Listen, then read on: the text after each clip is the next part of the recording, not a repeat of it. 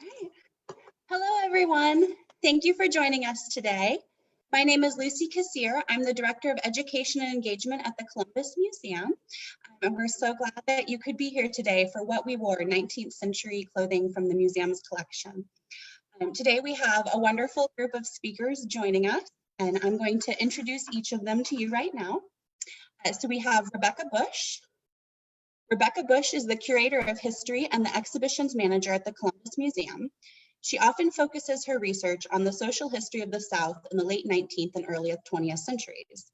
A partial list of her projects in Columbus include exhibitions on the Jewish heritage of the Chattahoochee Valley, the enslaved autistic musician Blind Tom Wiggins, the desegregation of the local public library system, and Columbus suffragists.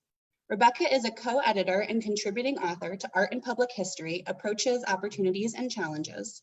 Her article about interpreting the lives of Colton McCullers and Gertrude Ma Rainey appeared in the May 2019 Queering Public History special issue of The Public Historian. She serves on the editorial board of The Public Historian and the board of the Georgia Association of Museums. We are also joined today by Kristen Miller Zohn. Kristen lives and works in Columbus, Georgia, where she is the executive director of the Costume Society of America, an organization dedicated to advancing the global understanding of all aspects of dress and appearance. She also serves as the curator of collections and exhibitions for the Lauren Rogers Museum of Art in Laurel, Mississippi. Kristen is a former employee of the Columbus Museum, where she worked here for 14 years as the curator of education and the director of collections and exhibitions. She is the contributing author for American Art in the Columbus Museum, Painting, Sculpture, and Decorative Arts, and the New Encyclopedia of Southern Culture, Volume 21, Art and Architecture. She has also published articles about Jane Austen and the visual arts in Persuasions, the Journal of the Jane Austen Society of North America. Her most recent publications are The Currency of Taste, the Gibbons Georgian Silver Collection of the Lauren Rogers Museum of Art, and an article about her exhibition, What Lies Beneath, Masonite and American Art of the 20th Century, in the magazine American Art Review. She is a frequent lecturer on portraiture and the decorative arts of the 19th century. And our special guest today, Miss Brenda. Brenda Edwards has an impressive career in costume design and alteration spanning 50 years. She discovered her passion for sewing at the age of 8 under the tutelage of her grandmother.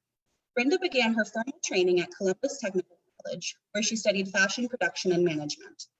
As a star pupil, Brenda began volunteering at the Springer Opera House before being hired as the costume assistant. During her time at the Springer, she costumed many productions, notable ones including The Phantom of the Opera, My Fair Lady, Cinderella, and was the costume designer for Ain't Misbehavin'. Brenda then went on to work at Columbus State University, where she served as the costume assistant for 2 years and the costumer for 3. During her seasons at CSU, she was intricate in the production of countless shows, including James and the Giant Peach and Auntie Mamie. She simultaneously worked as the costumer for the historic Liberty Theater Cultural Center. During her time with the Liberty, she costumed some of her favorite musicals, such as The Wiz and Dreamgirls. Brenda has also produced costume pieces for the Columbus Museum and the Civil War Naval Museum, based on historical photographs and art objects. She has been commissioned to work for the Miss Georgia pageant several times, and many former Miss Georgia winners became her personal clients. Brenda has also worked as the alteration specialist for Chancellor's Men's Store and David's Bridal. Because of all of her work across so many different theaters in Columbus, Miss Brenda calls herself the face behind the scenes and the seams, which I think is the perfect nickname for her. So we're gonna get started in just a few minutes. Right now. Kristen and Rebecca are going to start by discussing some objects in the museum's collection, and Brenda and I will see everyone back here in a little bit to talk about some more about Brenda's work as a costume designer. So I'm going to get us started.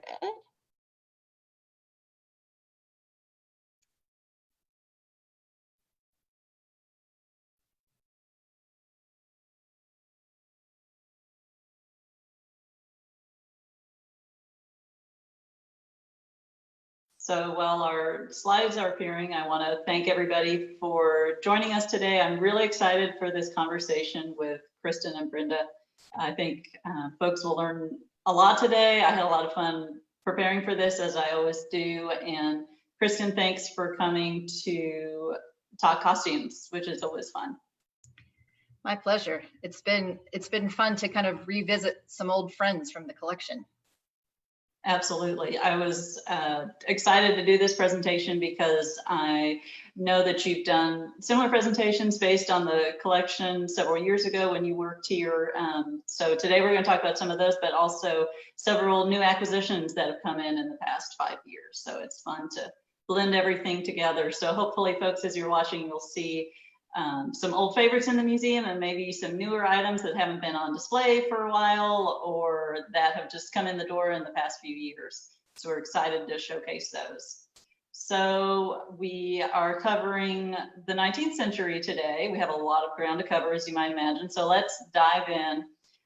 So this early picture, we are actually in this presentation today, we're spotlighting clothing and images related to residents of Columbus. However, Columbus as a city was not founded until 1828. We wanted to just touch on the very beginning of the 19th century. And so we're starting with this wonderful Thomas Sully painting that's been in our collection for several years now. Mrs. Caleb Newbold and her son Thomas. And Kristen, can you start by talking a little bit about both the mother and child's clothing in this painting and why it's a little bit unusual? Sure.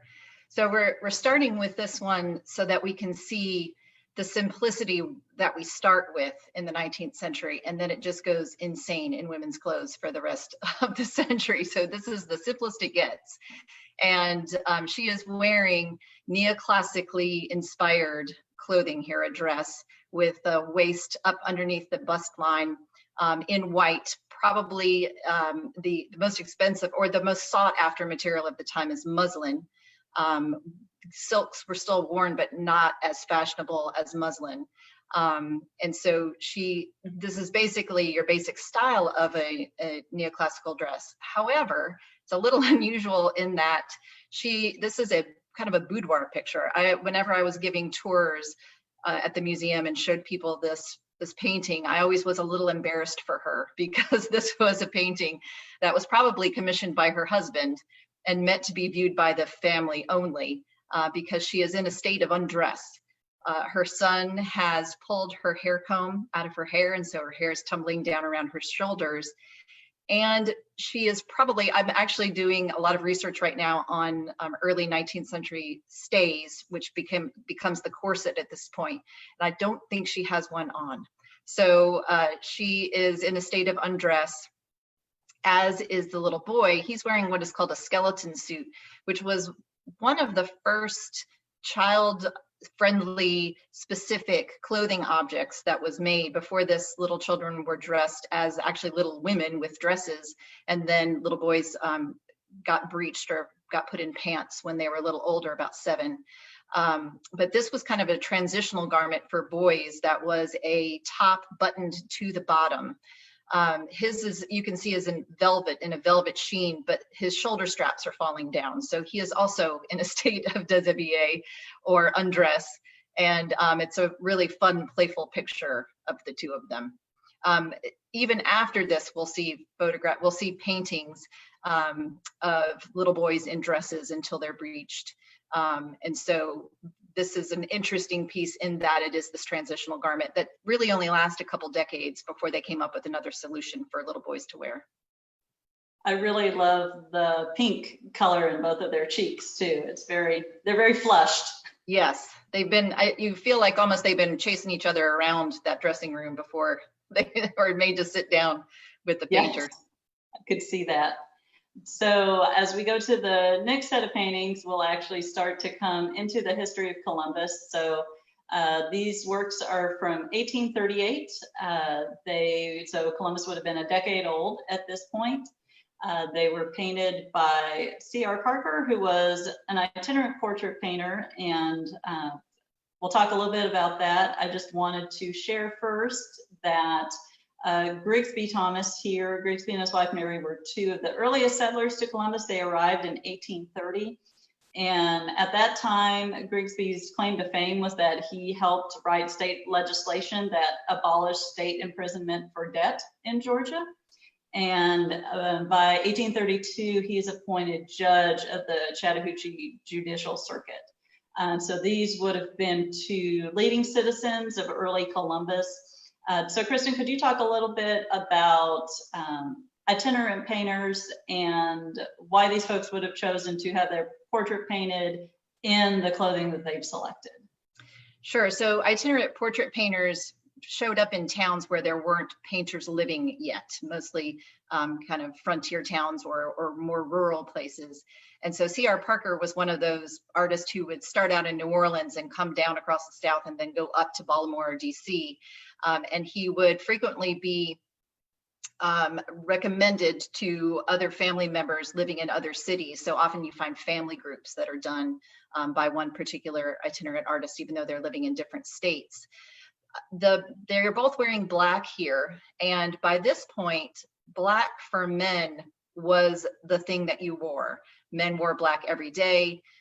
It had become a color associated with democracy in America. So even though men around the European world, the Western world, were wearing black suits, it tended to be specifically American. When Charles Dickens came to do a tour of America, he was wearing a more brightly colored pants and suit, and they just thought he looked gaudy. So black was somber businessman attire.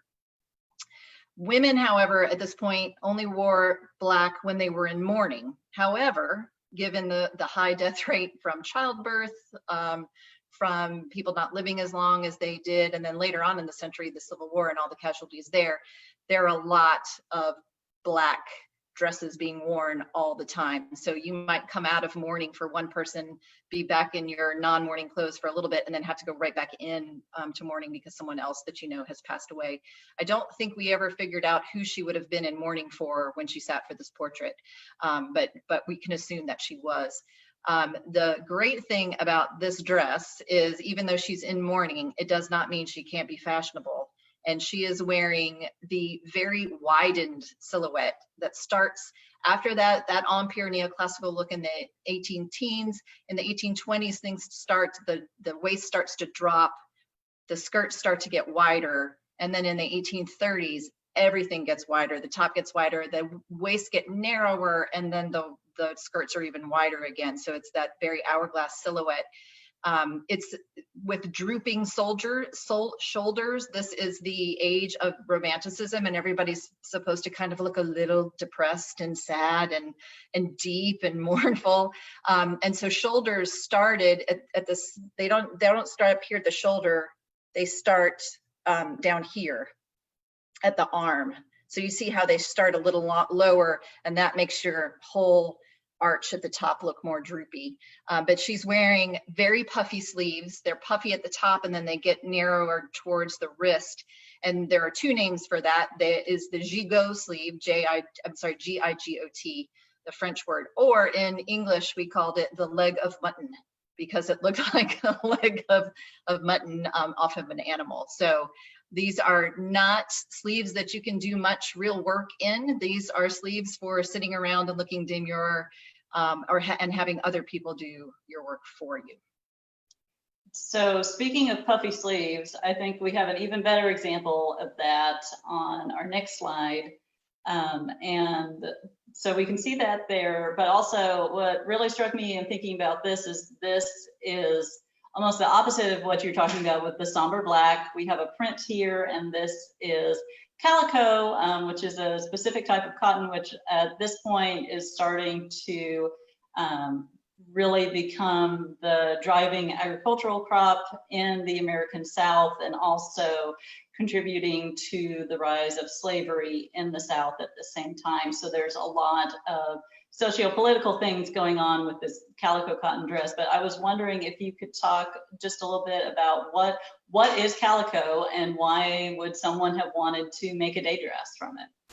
So calico is a very kind of more inexpensive fabric, and it is a printed fabric. So not only do we have the Industrial Revolution producing cloth in factories and mills at this point, but also things are being machine printed. So this is roller printed with dyes, instead of having to be block printed by hand. When you had to block print by hand, you had to use kind of darker outlines in your decorations so that it was easier for the people to line up all the different colors. But now that the machine is doing it, you can have kind of more integrated patterns into the fabric, and they can be more delicate, and there can be more space around the patterns with the color. Again, this is still the Romantic era, and we still have those droopy shoulders, and we have kind of dark mossy colors of nature. So again, this is that Romantic spirit. But again, the gigot sleeves here. And when we mounted this to take the photograph, we did not have sleeve puffs to pad it out with. But if you go to the next slide, you can see the Met Museum has padded, those gigot sleeves are even bigger, but they've padded them out a little bit so that you could see how voluminous they are. And then you can see actually that you would have had a little help in there keeping your sleeves puffed out with these sleeve puffs. So again, you're not doing any manual labor in a dress like this. So you would have been wearing cotton and calico during the day for day dresses, and then something like silk in a variety of different textures and weaves would have been worn at night. So we have a more elaborate dress in the next slide, but what I actually want to talk about on this one is the props and maybe some of the tricks that an itinerant painter like C.R. Parker might have used. If you want to take it away, Kristen, I know there's an awesome comparison image on the next slide too. Yes. Once we get there, it's a surprise. So this is actually, after we talked, I realized this is probably an evening dress because it is so low off of the shoulders, and there's no kind of a veil or shawl covering up her top part of her cleavage.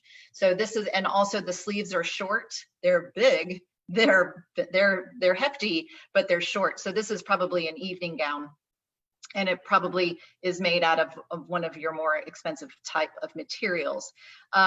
So we see this dress here with some jewelry that was inspired by the Renaissance. So there was often a brooch at the center and then a long necklace hanging down. So if you'll go to the next slide, you'll see the Renaissance look that inspired that. So you see the long chain and the brooch at the bodice or at the top part. But you also see, gosh, look, it's that dress and that jewelry all over again. And many people might have heard that itinerant painters went around with headless portraits and then just would, sit in front of the sitter and put the face in at the very end. And that's why people were wearing the same garments and things. We have never found a headless portrait. We have found a lot of unfinished portraits where the face has been painted and the rest is not painted in. So we don't think the headless portrait theory is true. There's two possibilities as to why she's wearing the same dress, though. It's either that it was a studio prop, and he liked to paint people in that dress, but more likely is that it was a studio prop for him. The sitters never wore that dress. They kind of signed off on, hey, this is the kind of garment that you'll be wearing in the portrait. But it would have been much more expensive for him to sit in their homes painting them in a garment. It would have been more time consuming for them as well. It would have taken weeks and weeks. So if he could just come in, do their faces, and then go back to the studio and look at his prop and do the dress that way, he could change the background a little bit, as you see here. So it could have been studio props or out of his imagination. The landscapes and the backgrounds of all of these portraits of the 19th century and earlier are totally made up landscapes anyway. So he could have been doing that anywhere. But there's more. I think there's yet another example of this dress in a C.R. Parker painting, and they don't live in the same cities. So this one's from Mississippi. They don't live in the same cities. They're not even necessarily related to each other. So it's not like they're sharing dresses and sharing heirloom family jewelry. It's that he is painting this in later. I love seeing these. C.R. Parker, we caught on to your tricks all these years later. So we're going to gallop through the 19th century. We're going to jump ahead 2 decades to 1858. And this dress is a taffeta and cotton. It's a little shinier. And what I really notice is how much more fabric we've added. Can you talk about that change in the silhouette?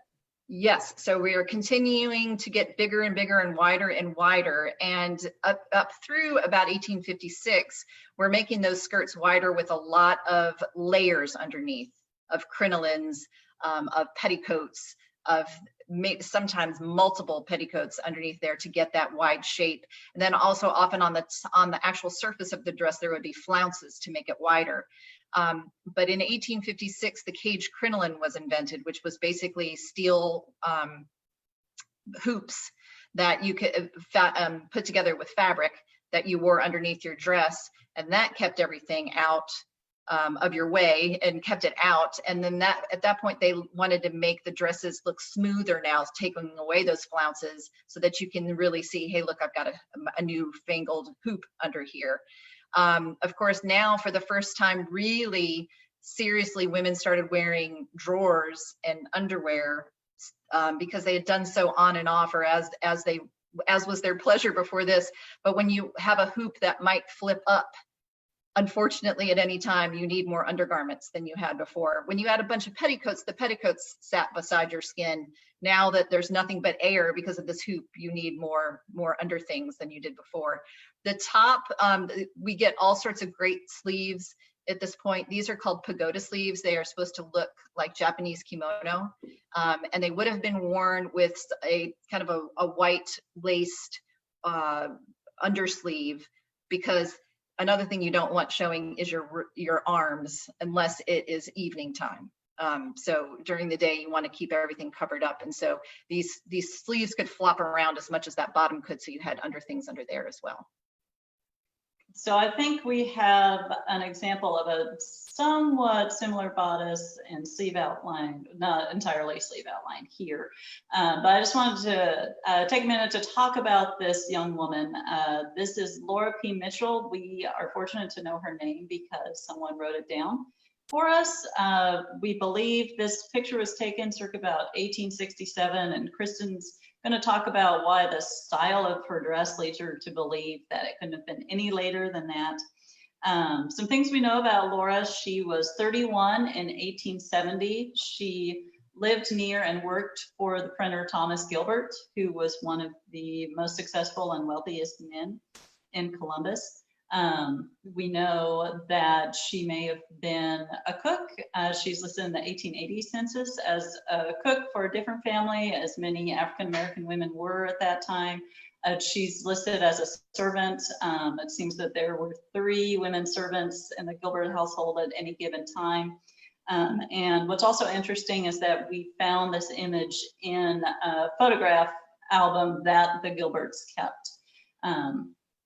So Kristen, could you talk a little bit? I know we talked a little bit about trying to date the year on this, and I was doing it more based on her age in the census, but she's actually younger than I had initially thought, and that's based on her style of clothing. She here has on a bodice that still has a little looseness to it, and the sleeves are loose. It fastens in the front. If you could see her skirt, you would see that it would be very wide. In the 1870s, everything tightens up on the bodice, and we'll see that in the next image. But it's also a good opportunity to talk about photography and the fact that it democratized the ability to have your portrait made. So more middle-class people, more working-class people could have their photograph made. It was much less expensive than having your portrait painted. There are painted portraits of servants and working class people before this as portraits, not just as everyday scenes, but they are not as common at all as they are once the photograph comes in, and the ability to capture one's likeness is relatively inexpensive. Yes, we just kind of rediscovered these last year, and we were so excited to see these, and we'll see another example in a second. We are going to go to a slimmer silhouette. And this dress was made by Hattie Stockwell, who we know is a dressmaker here in Columbus for several decades. She's listed in the city directory with her sister Susie, who is also a dressmaker. I do want to note that there are, at any given time in Columbus city directories, 2 or 3 dozen dressmakers listed that women of means could have patronized, but the majority of them are white that are listed in the city directories, and we also know that there were a number of Black women working as dressmakers here in the city. So it's always interesting to note those areas of historical inaccuracy, and it kind of leads us back to who is buying the clothes, who is taking care of the clothes, and who is making sure that they have the means to get their name in the city directory as a way to advertise for word of mouth. Ms. Stockwell, she found another way to advertise. We know that she made this dress because her name is actually in a label, on a label that she sewed inside the dress. What I really love about this is there's this kind of Scotch kilt inspired design. We know that her father immigrated from England and maybe he had some Scottish blood. Kristen, can you talk a little bit about the style of this dress? Sure. So you'll see now everything's getting narrower again, not quite as narrow as it was in the neoclassical era, but the bodice or the top is tighter, the sleeves are getting a little tighter.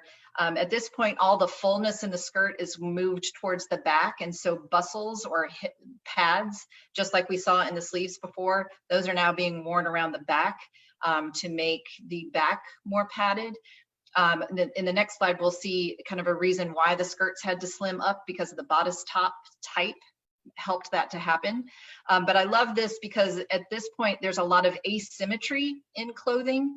And when Amy Brooks, the registrar, and I would get a new dress in, or we were trying to put one on a mannequin, she'd come in and she'd say, it's not even. I can't figure out how this goes on. And we'd come in and like, oh, okay, this is meant to be uneven. It's asymmetrical. So it was another type of ornamentation that was happening at the time.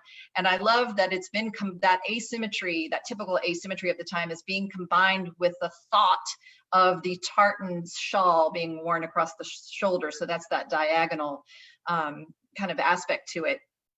Tartan had been outlawed in the mid 18th century in Scotland to try to cut down on the clan warfare that was going on. Later in the century, it was unoutlawed. It was allowed to be again. And then George IV, the King of England, loved Scotland and loved going to Scotland. And he went and had a big festival there where everybody was wearing kilts. And so in the early 19th century, tartan became a fashion accessory even for non-Scottish people. So that dress with the pagoda sleeves and the hoop skirt that we saw earlier, that's also plaid. So tartan and plaid just was a very fashionable thing during a lot of the 19th century. But of course, if you had Scottish heritage, it might make it even more appropriate for you to wear it. So if you'll go, I'm sorry, go ahead. I was just going to pop in and say this dress and some of the others we're discussing today are on display in And So She Did, which is our women's history exhibit that's on view on the 3rd floor of the museum right now. So if the pattern doesn't come through quite as well on this image because it's a far away shot, but if you come to the museum, you can really see the detail on this close up. So if you'll go to the next slide, you'll see what I mean about a tighter bodice. So this is, you can see everything is very close to the skin at this point. And the bodice itself is longer. It comes down over the hips. This is called a cuirass bodice, C-U-I-R-A-S-S. And so because the bodice was coming down below the hips now, you couldn't have a big bell skirt because it would get in the way. And so that's how kind of the skirts got slimmer and why some of the fullness moved to the back. So you can tell that she is very highly corseted in order to keep that smooth shape over that very tight bodice. This image is so striking to me, the fit of her clothing and the combination of the patterns, the accessories she has, which is a great transition. We only know that her first name was Jane, unfortunately. Someday, maybe, hopefully, we'll be able to learn more about her. But one image that we do know a lot about the life of this sitter is Sarah Mcmanus Jones King. And we're going to transition a little bit from talking about women's silhouettes to talking about accessories. So Sarah King was the daughter of a seamstress. She and her mother were two of the very few free Black people living in Columbus before the Civil War. In 1865, when Sarah was 21, she married the 58-year-old widower, Horace King, who we'll actually see an image of later, who was a very successful bridge builder at that time. And her appearance really reflects her economic status in this daguerreotype. So there's the full view, and then if we advance to the next slide, we're just going to zoom in a little bit and show some comparison pieces of hair jewelry that are not the pieces worn in the photograph, but they are similar enough that we thought they would be good comparison pieces. So Rebecca and I were looking at this very close up. That's the great thing about daguerreotypes is that they have great detail. So they really capture the surfaces of things.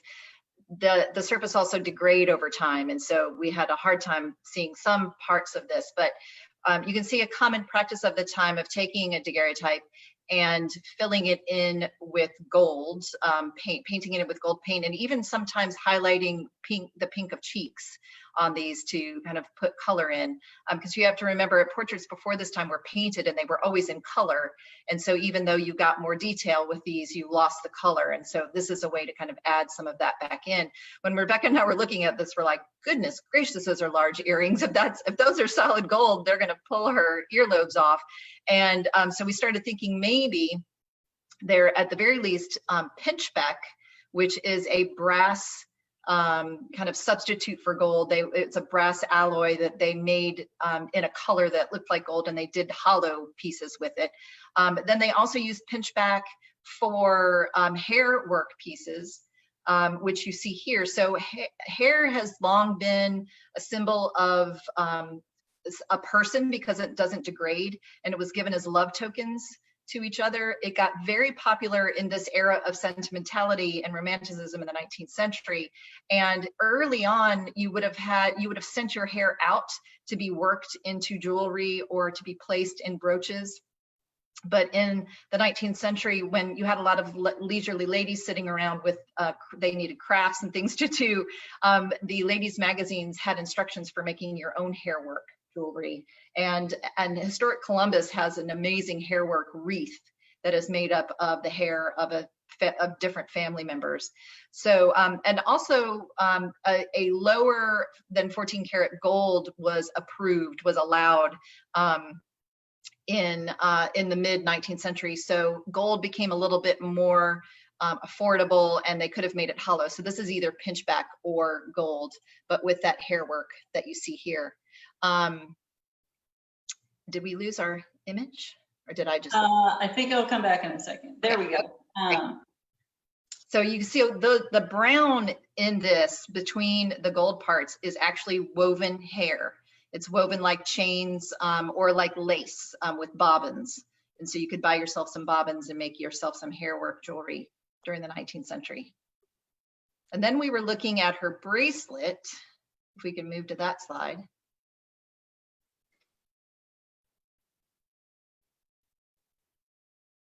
And you can see she's got a brooch of some sort too at her neck. So this is her bracelet, and it's obviously an important bracelet to her because she's pulled her sleeve back and part of her wrist is showing, which was a no-no at this point in the 19th century. So much so that women wore special cuffs to hold their sleeves or their undersleeves down around their wrists. They're beautiful gold cuffs, and so if you see matching gold cuffs in an antique store, that's probably what it's for. So she's pulled up her sleeve a little bit, and so it must be an important bracelet to her. And it's braided in some way, and we thought it probably is not gold. So we're thinking it might be hair.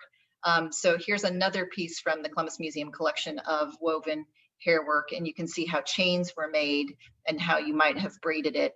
That piece would have to have a lot of beautiful hair in it to make it that thick, but that's our best guess at this point. This is one of the great things about digitizing artifacts, is that you can zoom in really close detail and be able to pick things out you wouldn't have been able to see, because this daguerreotype in real life fits very neatly in the palm of your hand. So it's great to be able to get this level of detail on the images. We are drawing short of our time, so we're gonna skip through a few slides, but as we move, I'll just call out a few things. So this next slide is an image of Frances Peabody, who lived in Russell County. She is wearing a jet collar necklace, and then we are also fortunate to have in our collection not just this image of her, but this jet collar, which is not the same one in the daguerreotype, but it's certainly the same idea. Kristen talked a little bit earlier about mourning. Jet is a common feature of mourning jewelry. These are on display at the museum right now if you'd like to come see them. Also on display at the museum is this really great painting of I believe it's Mrs. Philip Clayton, and she is wearing, if we move to that slide, she is wearing glasses. And Kristen, would it be correct to say that women weren't painted with their glasses very often? Correct. They were not painted with glasses very often at all. So we've always thought, and also the artist puts no detail into her dress bodice, but a lot of detail under those glasses. So they must have been very important to her. Yes, this is another Columbus figure by an itinerant painter, this one, George Cook.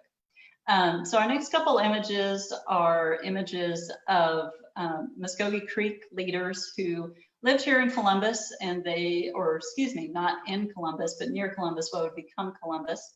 And they were painted in Washington, D.C. by Charles Bird King when they visited the city to sign treaties. And Kristen, I believe you've prepared a few thoughts on Apopla Yaholo and his presentation. If you could talk about that briefly. Sure. It is a combination of native dress and European dress. Before this, Native Americans wore natural materials that are woven, and then also leather and buckskin. This is European cloth. His shirt is probably a printed fabric shirt. He's wearing a cravat and a high collar in the Western manner, but on his head he has a turban surrounded by a beaten silver band, and the turban would have been worn, but it's made up of several shawls that are kind of actually woven together, and it was common for so-called braves to wear on special occasions, on ceremonial occasions, not necessarily at war and not necessarily every day while hunting, but on special occasions.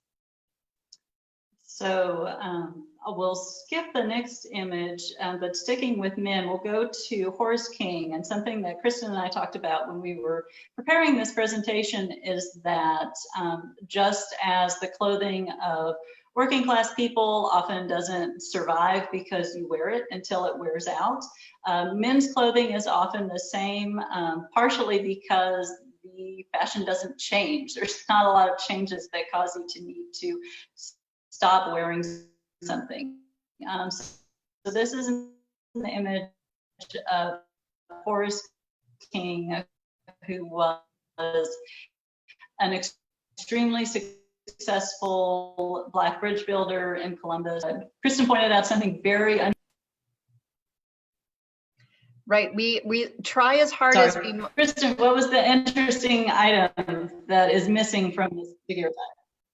We try as hard as we can. Look, staring at this, we cannot see that he has any kind of necktie on. And that is very unusual. I cannot find another image of a gentleman in the 19th century who was dressed for all intents and purposes in a business type attire without a cravat or some sort of necktie on. So I'm not sure if he was, what kind of statement he's making here. It's curious to think about. As we go through the next couple slides, these are wonderful paintings that have some allegory, that tell stories in them. They're on view at the museum if you'd like to come see them.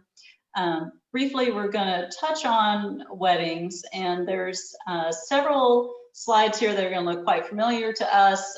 These are wedding portraits, we believe, of two of the earliest settlers of the Rose Hill neighborhood. We actually believe Mary Louisa Cook there named Rose Hill, and you see her with her veil. And then on the next slide, Kristen pulled some great images that unfortunately we don't have time to talk about the origins of the veil. But if we go to the next image, this is also a wedding dress, but it's not white. Kristen, have we made a mistake? What's going on here? So before the 19th century, well, let's say before Queen Victoria got married, wedding dresses were just the best dress of a woman, and not necessarily only worn once in her life on her wedding day. So it was just the most expensive dress that she could afford, basically.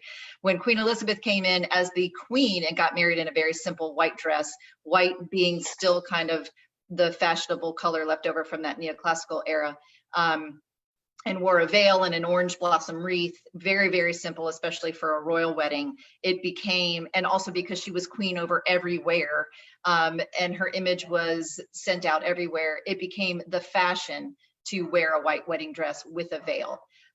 But it was not required, and some people didn't follow that fashion and still wore what their best dress was, and we think that that is the case here.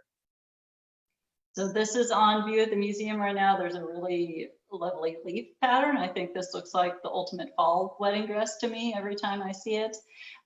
So as we head towards the end of our portion here, we'll talk about two final objects. So we'll swing past some lovely wedding dresses there, and we will land on the day dress of Augusta Howard. And Augusta Howard is one of my favorite Columbus characters. She is spotlighted in our Women's History exhibit right now. She was Columbus's foremost suffragist at the end of the 19th century. And the story we have is that she wore this dress at the meeting of a National Women's Suffrage Convention that took place in Atlanta. And afterwards, she brought Susan B. Anthony back to Columbus to speak. So in many ways, Augusta was a very modern woman, but Kristen pointed out to me that this dress is both new and old. So at first glance, this looks like an incredibly simple dress with very simple silhouette. But if you look closer, we think that how she got in and out of this dress was unbuttoning those buttons on either side of the front of the garment. We can't find out another way for her to get in. And then also around the back of this, you'll see that it's got this beautiful attached fabric kind of draping in the back. If you'll go to the next slide, we'll see what it looks like.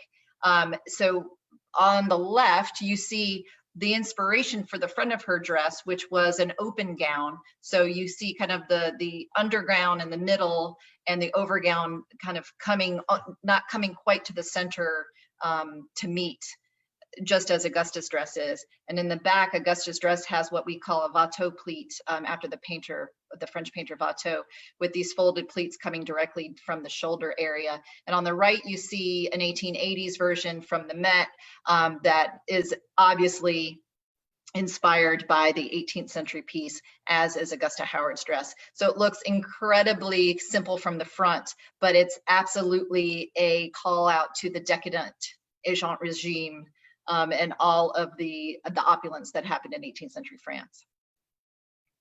And as we talked about, that's really telling in a lot of ways, because even though Augusta was this very forward-thinking woman, she was also a product of her time and was not particularly egalitarian in her thinking about race or about class. So undoubtedly, all those tiny buttons, she was not doing herself. There was someone else helping her do that, and she probably did not think that person deserved the right to vote. So clothes kind of help show the complications of these historical figures in that way. We'll move to our last piece from the collection, which will help us transition into Brenda's portion. So actually, if we could go back to the previous slide just for a second. Kristen pulled this just to help situate everyone for what men in the late 19th century typically wore as they strolled about town.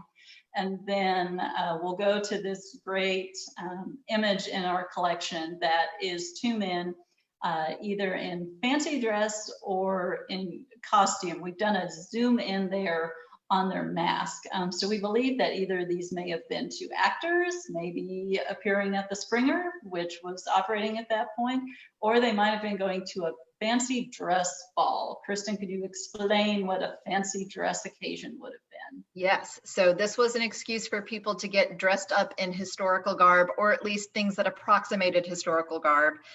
For women, I don't think it was that big a deal because they got to dress up in those incredible dresses every day. But for men, this was a time to really splash out and get away from that stage suit that they were stuck in every day. So you can see that these gentlemen are enjoying looking what we think is probably Spanish. It looks like a matador costume there on the left and maybe a Spanish aristocrat on the right. 18th century knee breeches that end at the knees, a lot of velvet, a lot of pom-poms, embroidery, and those fabulous masks. This is, I found this photograph a few years ago. I was so excited to add it to the collection, and it's a really great example to kind of help tie up in this presentation how clothes and costume can help tell a story and communicate, whether you're being yourself and presenting, putting yourself forward and projecting an image, or whether you are playing a part, playing a role, whether in life or on the stage officially. So with that, I'm going to turn it back over to Lucy, and who will introduce Brenda back to us. All right, thank you, Kristen and Rebecca. That was wonderful. So what we'll do right now is Brenda's going to walk us through some of her clothing that she's made as a costume designer, talk a little bit more about her job, because I think it's a really wonderful segue from these historical objects into how this information is still used today to create period costumes. And then we will have a short Q&A at the end, which Kristen and Rebecca will join us for. So, okay.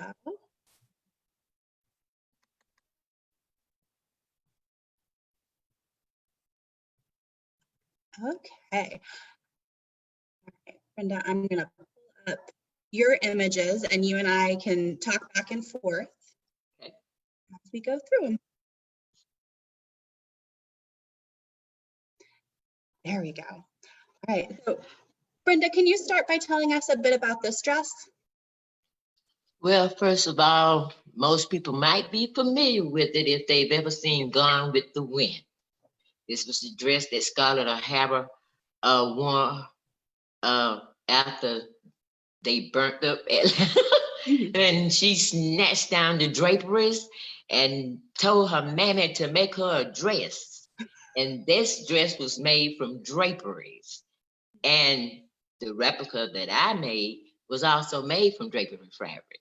This was actual velvet, upholstery and drapery type velvet.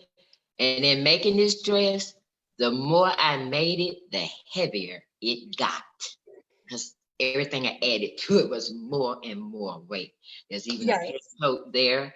It looks heavy, and you can see some of the tassel tie back around her waist.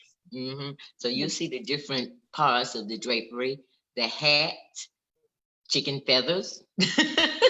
Well, at that time they were, I bought those, but they were chicken feathers, you know, applied to the hat. So that's what gave it that, you know.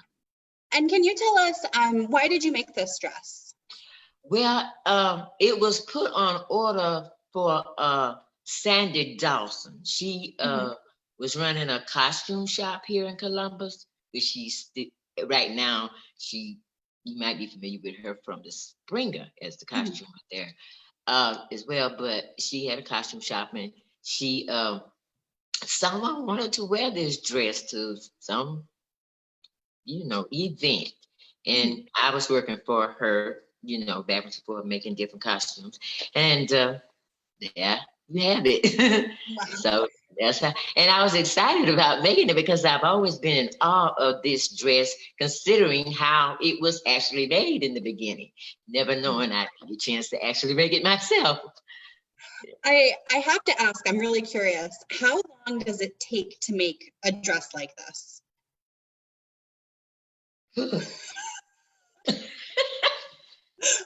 Well, with most things, it all depends on how much. If I condense the hours that I actually spent on a dress, because I could work on it every day, all day, sometime for maybe 4 weeks, maybe, because I was doing other stuff, but it's so much involved in this dress, Yeah. So I might just work on something one day, that particular part of it, It's interesting to me to think about the amount of work that went into these garments. And certainly, when you were making this replica, you had modern technology and equipment that would have helped it go even faster right, than it would have taken in the 19th century. right. So let's see, we have another slide here of a 19th century replica uniform that you made for the Civil War Naval Museum. Can you tell us a little bit about this? Well, this one as well came to me through Sandy Dawson. A customer of hers wanted it made. The only thing he bought me was a picture that he took of the uniform inside of the museum. That's all he bought me. I actually thought I could go to the fabric store and find the pattern, but it wasn't there. So I finally just realized I was going to have to create the pattern. So not only did I create the garment, I had to design the pattern and do research to see what it looked like and what all was involved in it and the details in making it, One of the details that you mentioned to me were the buttonholes. Well, yes, he actually wanted me to make it so authentic. He wanted those buttonholes handmade. No. But so in that case, our modern technology didn't help it speed it at all. Yeah, but they would have been bound buttonholes during that era, of course, as well as made by hand, So garment. On the next slide, I have a detail of the back of the garment. Okay.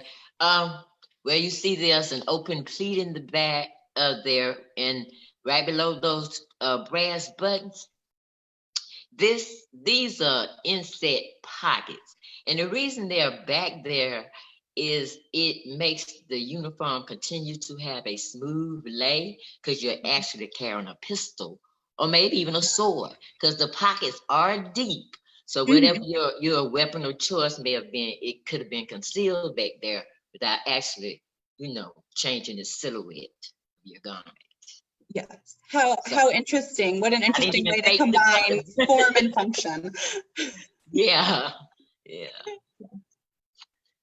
And then here's another example of a period piece that you've made. Now, what was here is an example of how period garments and different details from them can be incorporated into modern outfits, because this was actually made in 1990, a few years ago, but not back in its era itself.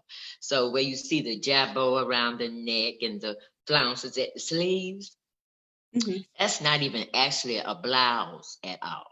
Those cuffs are applied. I made cuffs attached directly to the jacket. Inside, and the jabot is around the neck and the jacket itself with some rat tail cording, creating the motif there at the hip, and black tassel hanging down, and that's red and black velvet. That's beautiful. And the white fabric around the neck reminds me of some of the pieces that we were looking at before, where they had kind of sheer shawls. Yeah, those are usually chiffons and georgettes and organzas. Okay. Those sheer fabrics. Yeah. And then for our last image of your work, we have a really fun project that you've worked on. I know you've done all kinds of things, but do you want to tell us a little bit about this? Well, when I was attending Columbus Tech, people would come there for different reasons, because they were looking for seamstresses. And my teacher was the one that had me to, I go, what? But this was the cancer run that they were having. And this guy was a deputy sheriff or something here in Columbus. And he was leading the race as Superman. So they wanted him a Superman uniform. So that's what that is. I love this example of how your costuming skills can be applied in so many different ways. Oh, yes. And it was surprising that, well, to me, as a child, when I thought costume, I thought Halloween, never realizing that so many costumes are needed for so many different events beyond even on the stage, So there was always different reasons people will be wearing a costume. Yeah. Yes, absolutely. So I wanted to ask you, do you have a favorite piece of clothing or costume that you've done?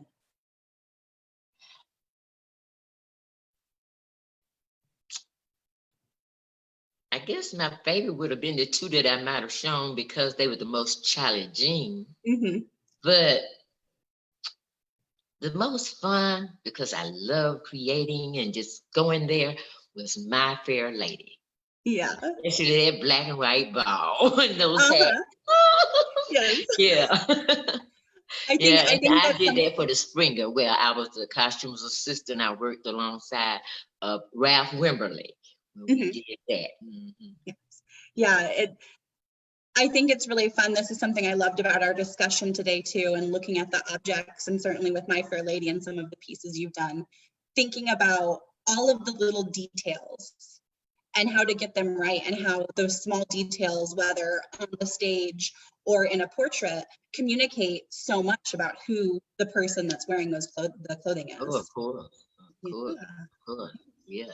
Yeah, and it even helps like the actors, because they'll come to me about their costume, and I jokingly say, well, if it takes your costume for you to be in character, but then I know it does sometimes, that costume helps them. They become, so yeah. Yes, yeah. I mean, certainly, I feel it myself occasionally. What you wear changes how you present yourself to the world. That's right.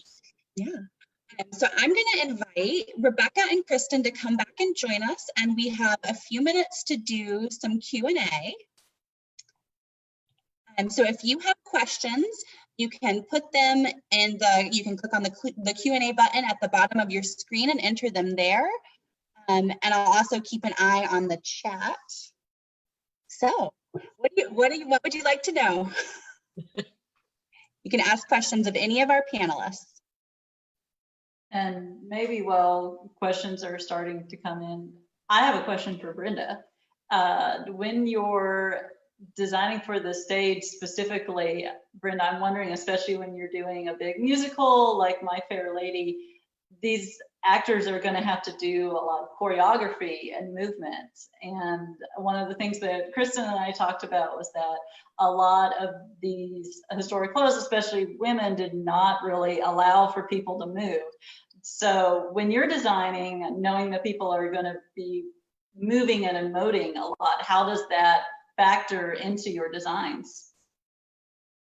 Well, usually what I'll do is when they come in the shop for their fittings, I'll ask them to do something, make a movement, dance, bend over, anything that they're actually going to do in that garment, because I want to see what it's going to do, and if it's going to restrict them from doing what it is that they're going to do, And it brings me to a funny incident. One time I made a dress for what was that play for? Anyway, Columbus State, and the woman died, so she comes back in an identical dress, but it's a different color to make her look like a ghost.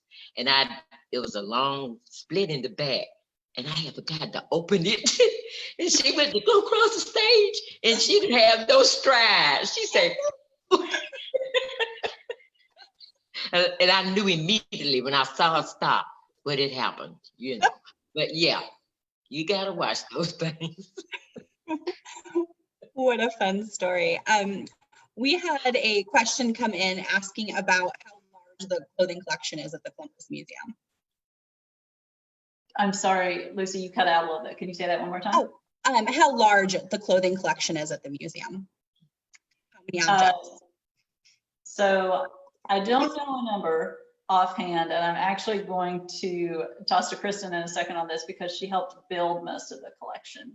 But just for reference, in museums, when we talk about costume, that is often a term for historic clothing, period. So it doesn't mean necessarily that it was worn in a stage production. And that can be, it's generally used in a historic sense. We actually have clothing, I think the most recent full outfit of clothing that we have is a uniform that someone wore as a torchbearer for the 1996 Olympics in town.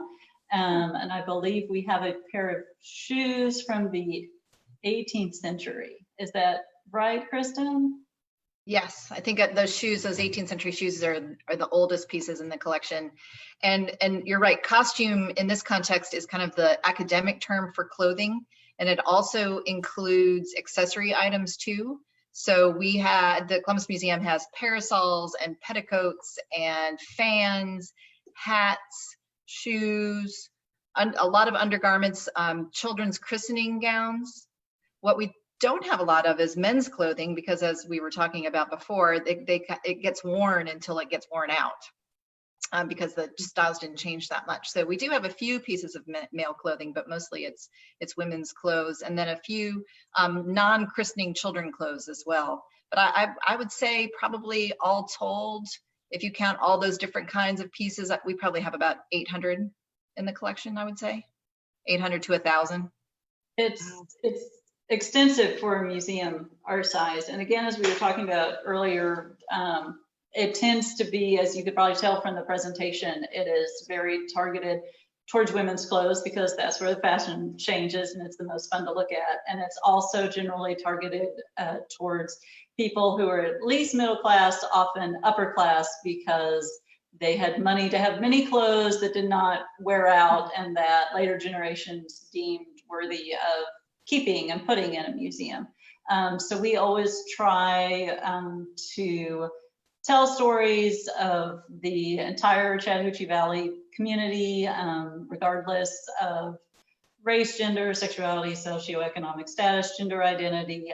We want to tell a full and diverse story, but sometimes there are holes in our collection that challenge that. And so we have to dig deeper and find different ways to tell those stories, which is a little bit what we tried to talk about today, which is where, as we mentioned earlier, the democratizing aspect of photography becomes so great.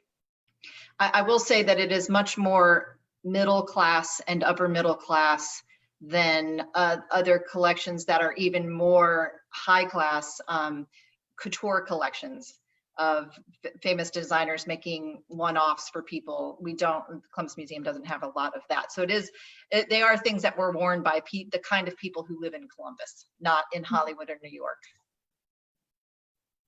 I love to think about the possibility of, clothing items that people are wearing today ending up in a museum 200, 300 years from now, and them having the same discussion about them that we've had today. It looks, we haven't had any more questions come in. I think there's one came up in the chat. Oh, perfect. So we have a question asking about preservation of the clothing and how, who preserves it and what are the skills that they need to do so. Sure. So at the museum, we have the same standards of preservation for clothing that we have for all of our objects. So we have 2 wonderful collections managers who oversee the care of the collection. So these items live in climate controlled spaces. When we dress them on mannequins, we make sure that there's that no part of the mannequin is acidic. So there's nothing that might be leaching onto those clothes and damaging them in any way. When they are on display, they are only on display for a limited amount of time. So our rule of thumb at the building, at the Columbus Museum, is that an item has to rest or be off view for twice as long as it's on view. So for example, the dresses that are up in And So She Did right now will be on view for about 6 months. So that means when they come down, it will be at least a year before we put them back up. And that's due largely to wanting to cut down on light damage caused by light exposure. And also just a couple of these dresses, even that we showed today, they are delicate. And especially if you have a dress that has a really heavy skirt, gravity is not necessarily that skirt's friend. Brenda is nodding. I think that's probably true in costume design too. The heavier the skirt, the more challenging it can become over time. So we like to give those items a break. And then we have special acid-free boxes and tissue paper that we use to very carefully wrap and store those items. Sometimes if something is really special, it gets to live hanging up. We recently acquired a rack that lets us do more of that. And Augusta Howard, who we ended with earlier, that green dress, she actually lives on a special mannequin that conservators up in Massachusetts made for her. So she is dressed all the time. She gets no break from her quilted skirt and her mini buttons. I'm curious to know, Rebecca, a question from me. You mentioned how we take something off view for twice and put it in storage for twice as long as it was on view. Is that more or less strict than we do with other objects in the collection, like say works on paper, which I know are very sensitive?